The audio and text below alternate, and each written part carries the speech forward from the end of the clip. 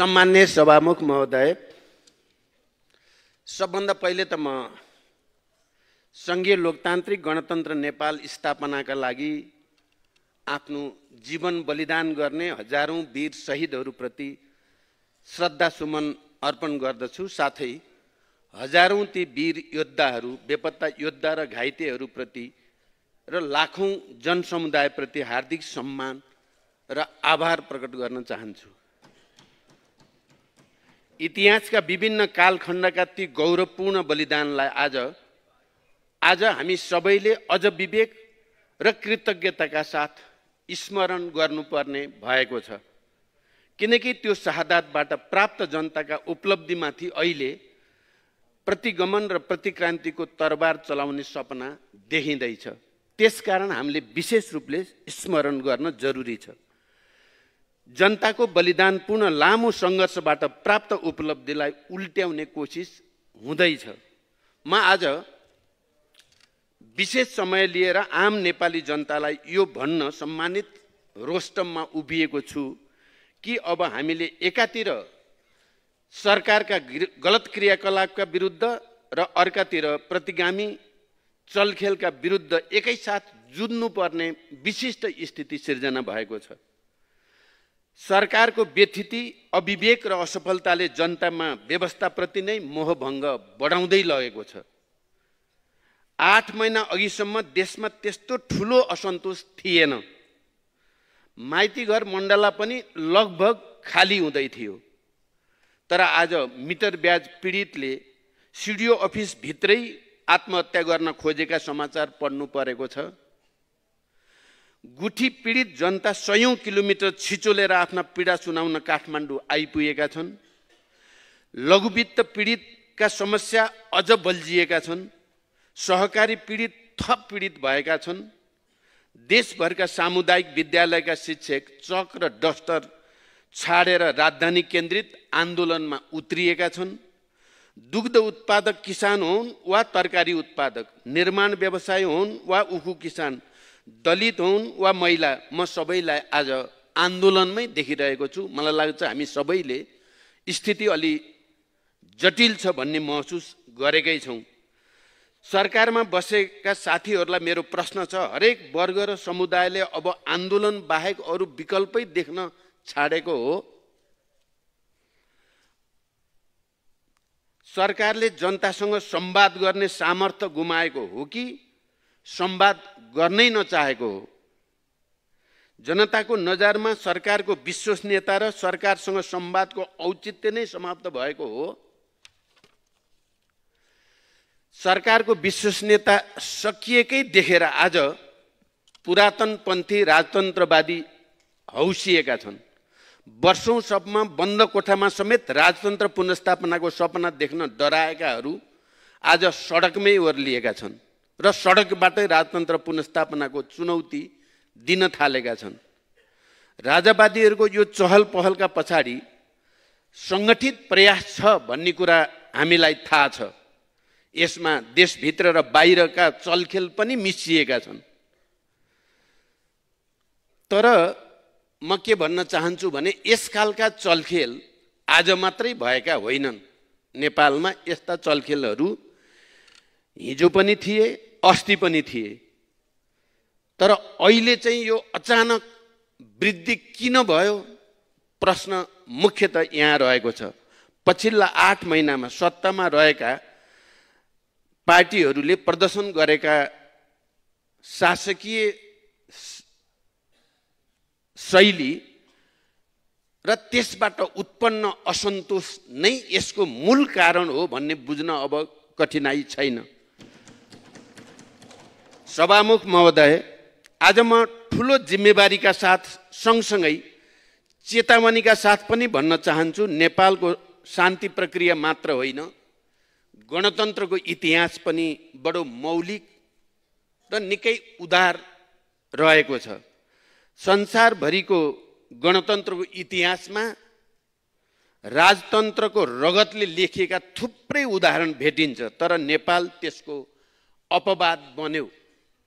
हामी सबैलाई राम्रोसँग जानकारी छ। त्यो हाम्रो मौलिकता, हाम्रो उदारताको एउटा प्रमाण थियो।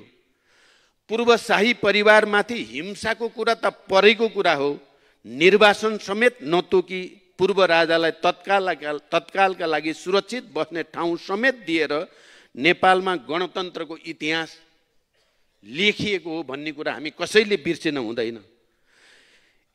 यो इतिहास क्रान्तिको मजबुरी थियो भन्ने भ्रम कसैलाई लागेको छ भने त्यो निकै ठुलो भ्रम मात्रै हुनेछ र यसले उदारतालाई कमजोरी ठानियो भने इतिहास फेरि निकै निर्मम भएर प्रस्तुत हुन सक्छ भन्ने कुरा हामी सबैले हेक्का राख्न जरुरी छ।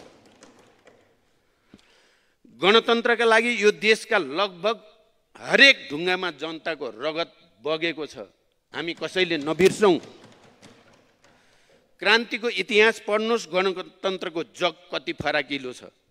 सीमित माओवादीले उठाएको बन्दुकको कारण होइन, गणतन्त्र यो देशका सबैभन्दा सीमान्त वर्ग, जाति, क्षेत्र, लिङ्ग, समुदाय समग्रको त्याग र बलिदानको परिणामको रूपमा आएको हो। यो हेक्का हामी सबैलाई रहोस्।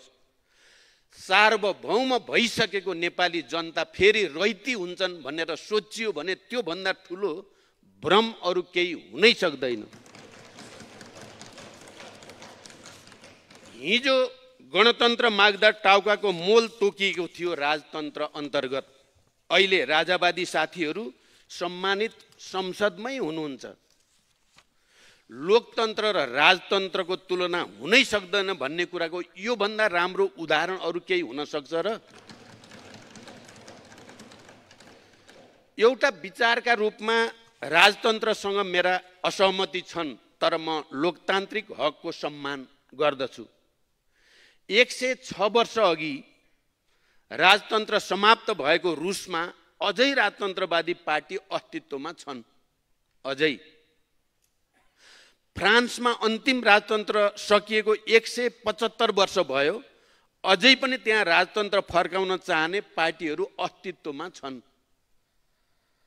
सर्बिया, बुल्गेरिया, इरान, अफगानिस्तानमा पनि राजावादीहरूको ससानो उपस्थिति अहिले पनि देखिएकै छ। राजावादीहरूलाई मेरो आग्रह छ, लोकतन्त्रभित्रै आफ्नो ठाउँ खोज्नुहोस्, हामीलाई आपत्ति छैन। लोकतन्त्र जति प्रचण्डको हो त्यति नै व्यक्ति ज्ञानेन्द्र शाहको पनि हो भन्ने मान्यता हामी सबै राजनीतिक दलहरूले राखेका छौँ र हाम्रो संविधानले त्यो मान्यता स्थापित गरेको छ। यो कुरालाई कमजोरी नठानियोस्।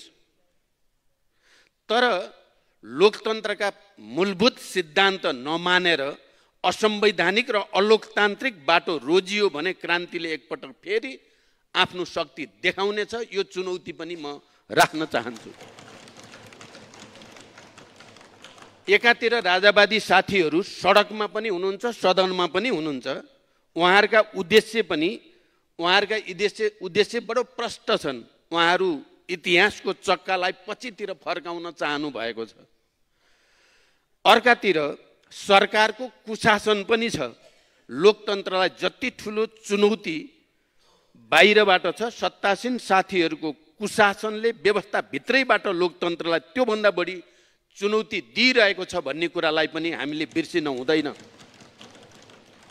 सत्तारूढ साथीहरूले लोकतन्त्रका मूल्य र मान्यतालाई निरन्तर उपेक्षा गरिरहनु भएको छ। संसद प्रतिपक्षको हो भन्ने अन्तर्राष्ट्रिय मान्यता यद्यपि त्यो संवैधानिक र कानुनी मान्यता होइन, तर यो आम रूपमा स्वीकारिएको मान्यता हो। संसद सञ्चालनमा तपाईहरूले प्रतिपक्षलाई कति स्पेस दिनुभएको छ आफैसँग सोध्नु होला। प्रमुख प्रतिपक्ष दलको नेता रोस्टममा उभिँदा प्रधानमन्त्रीको अनुपस्थिति निरन्तर कायम रहनु घमण्ड हो कि संस्कारहीनता हो कि कुण्ठा हो, त्यसको जवाफ पनि आफै खोज्नु होला। अर्को प्रतिपक्ष नेतालाई अनुचित ढङ्गले निलम्बन गरिएको छ र त्यसले लोकतन्त्रप्रतिको जनआस्थामा पारेको प्रभाव आफै मूल्याङ्कन गर्नुहोस्। हिरासतमा नभएको नेतालाई सदनमा आउन दिने प्रचलन हामीले पहिला स्थापित गरिसकेका छौँ। सदनभित्रै बहस गराउँदा मात्रै लोकतन्त्र सुदृढ गर्न मद्दत गर्छ।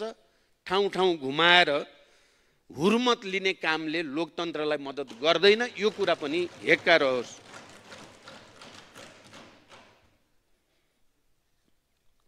बिचौलियाका हितका लागि धमाधम अध्यादेश ल्याउने सरकार संघीयता कार्यान्वयनसँग जोडिएका संसदमा विचाराधीन विधेयक अघि बढाउन किन अनिच्छुक देखिएको हो? गम्भीर प्रश्न छ। संघीय निजामती विधेयक जो मैले आफ्नो प्रधानमन्त्रीत्व कालमा धेरै मेहनत गरेर सदनसम्म ल्याइ पुर्याएको छु, विद्यालय शिक्षा विधेयक लगायत अहिले पनि सरकारकै कारण अगाडि बढिरहेका छैनन्। यो आफैमा गम्भीर विषय छ। आज प्रतिगमनतिरको मनोबल बढेको छ भने सरकारका स्वेच्छाचारी र गलत गतिविधिले गर्दा नै बढेको छ भन्ने कुराको हेक्का राखिएन भने आउने दिन अझ गम्भीर, जटिल र चुनौतीपूर्ण हुन्छन् भन्ने कुरा विचार गर्न जरुरी छ।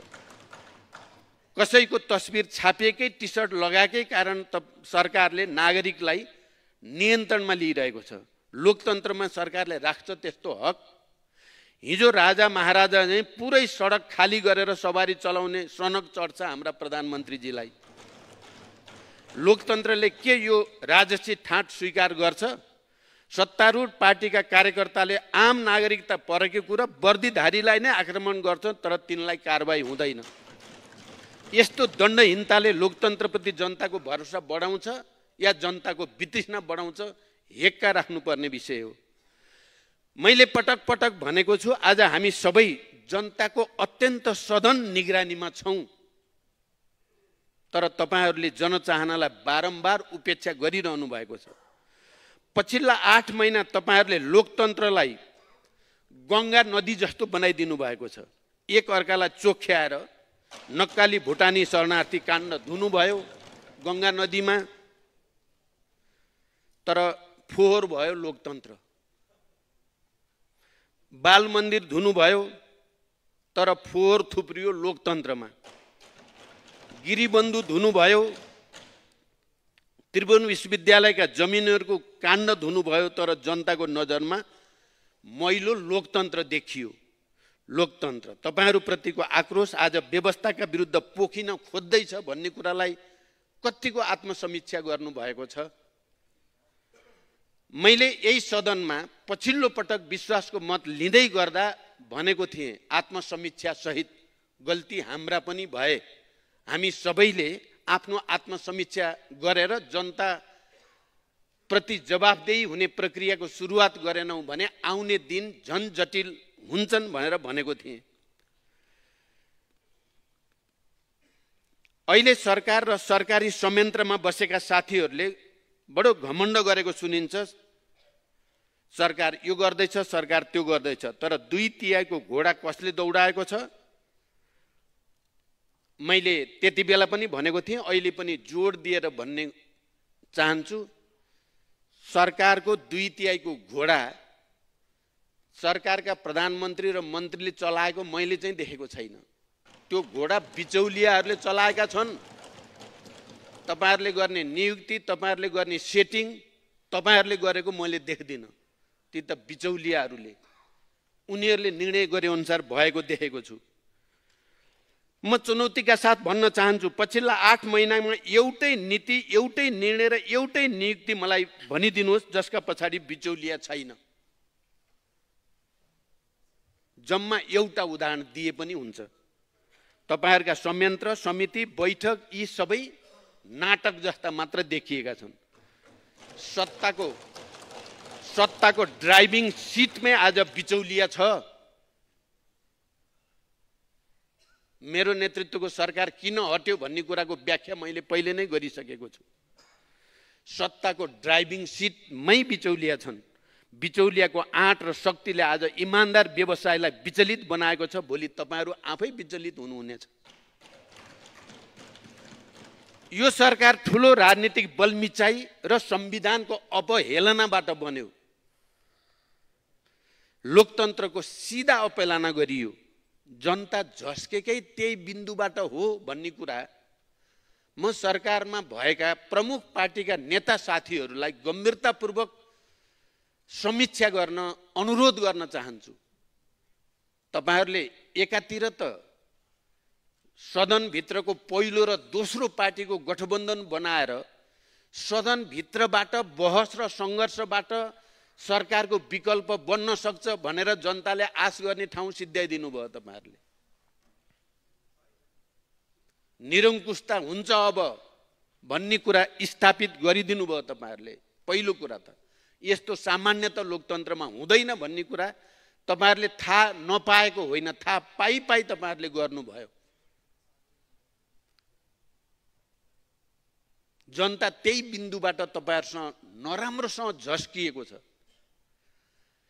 अस्तिको राजावादीहरूको जुलुसबाट मात्रै होइन, तपाईहरुलाई थाहा छ म र मेरो पार्टीको नेतृत्वको टिम अहिले हुलाकी राजमार्ग केन्द्रित एउटा जागरण अभियानमा छौं।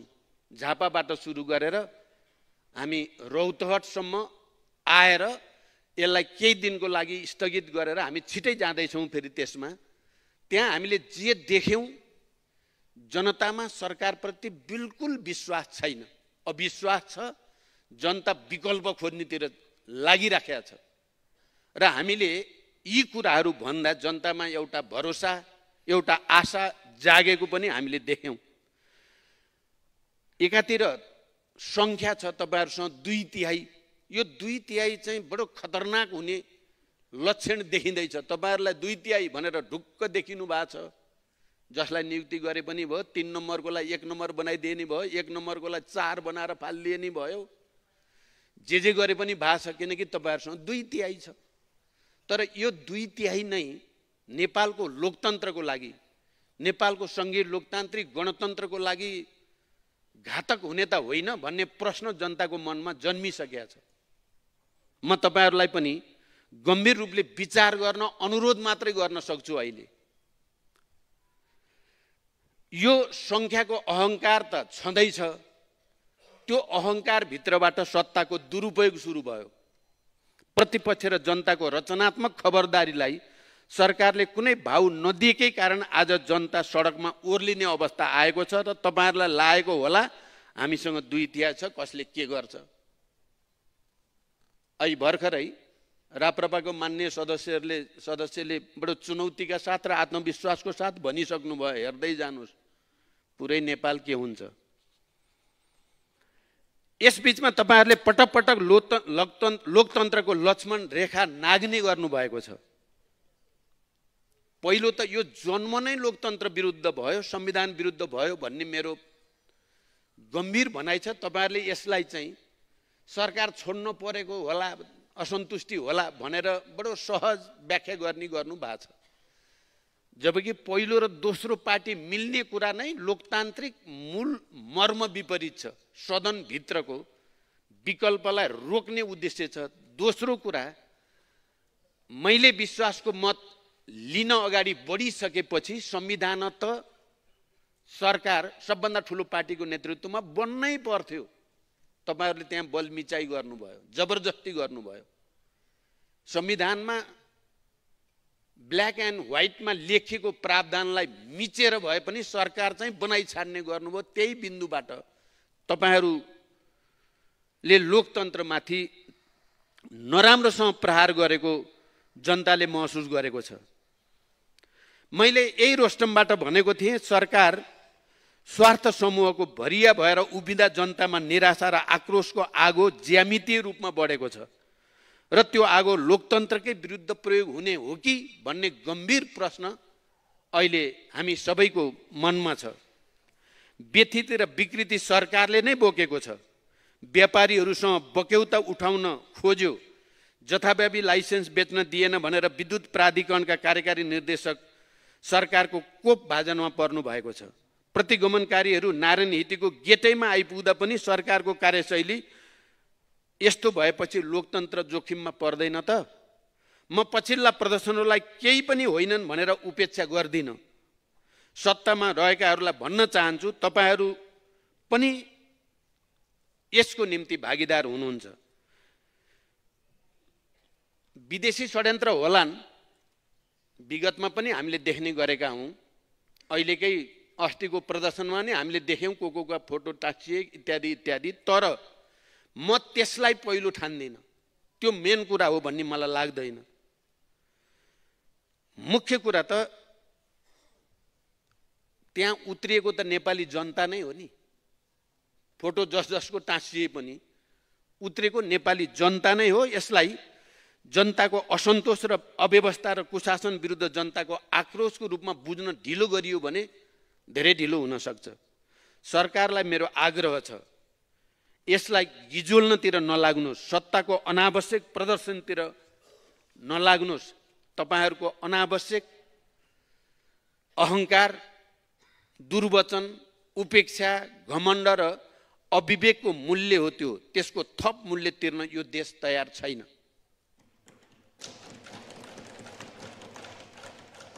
आजको लोकतन्त्र 7 राजनीतिक दल र माओवादी बीच सहकार्यको परिणाम हो। संविधानको अभिन्न अङ्ग बनेको शान्ति सम्झौताको एउटा हस्ताक्षरकर्ताको नाताले म भन्न चाहन्छु, यो संविधानले नै त्यसलाई अभिन्न अङ्ग मानेको छ। त्यसको एउटा हस्ताक्षरकर्ता गिरिजाप्रसाद कोइरालाले जीवनका अन्तिम क्षणमा हस्पिटलमा मेरो हात समातेर संविधान र लोकतन्त्र तपाईको जिम्मा भनेको सुन्ने साथीहरू यही संसदमा हुनुहुन्छ। उहाँलाई दिएको वचनलाई साक्षी राखेर म यो संसदलाई विश्वास दिलाउन चाहन्छु, प्रतिगमन सफल हुन दिइने छैन। जुनसुकै राजनीतिक दल समर्थक भए पनि गणतन्त्र प्राप्तिको सङ्घर्ष र क्रान्तिका सबै महान शहीदहरूको सपनाको जिम्मा लिन म तयार छु। 12 बुँदे समझदारीदेखि शान्ति सम्झौता तपाईहरुले अलिकति आत्मसमीक्षा गरिदिनु भयो र संसदभित्रै विकल्प हुन सक्छ भन्ने मान्यतातिर अगाडि बढिदिनु भयो भने त्यो धेरै ठुलो कुरा हुनेछ। यदि त्यसो हुन सकेन भने पनि विस्तृत शान्ति सम्झौता, संविधान सभा, संघीय लोकतान्त्रिक गणतन्त्र, जनयुद्ध र जनआन्दोलनका ती हजारौं शहीदहरूको सपना बोकेर हिँड्न हाम्रो पार्टी र म तयार छु। म यो विश्वासको साथ तपाईहरुलाई राख्न चाहन्छु। तपाईहरु जतिसुकै विचलित भए पनि मलाई विश्वास छ नेपाली कांग्रेस भित्र पनि नेकपा एमाले भित्र पनि इमानदार, देशभक्त र लोकतन्त्रवादीहरू प्रतिगमनको पक्षमा कोही पनि हुने छैनन्। देशभरिका लोकतान्त्रिक शक्तिहरूको साथ दिएर हामी प्रतिगमन त रोक्नेछौँ, तर सत्तारूढ साथीहरू कहिले सुध्रिनुहुन्छ? 2 तिहाईको अहङ्कारमा तपाईहरुले दौडाएको कुशासनको घोडा नै आज लोकतन्त्रमाथिको सबभन्दा ठुलो सङ्कट बन्दैछ। यो सङ्कटको सामना गर्न सबभन्दा पहिला ठुलो जिम्मेवारी सत्तारूढ दलहरूकै हुन आएको छ। तपाईहरुसँग 2 तिहाई छ यहाँ भित्र। यो 2 तिहाईको अहङ्कारले लाखौं जनतालाई सडकमा पुर्याउँदैछ। यसको आत्मसमीक्षा गर्नु होला। तपाईहरुले आत्मसमीक्षा गरेर लोकतन्त्र सुदृढ गर्नेतिर तपाईहरुका कदम अगाडि बढेमा हाम्रो साथ हुनेछ। यही विश्वास सहित मेरो भनाइ टुङ्ग्याउँछु। धन्यवाद। अभिवादन।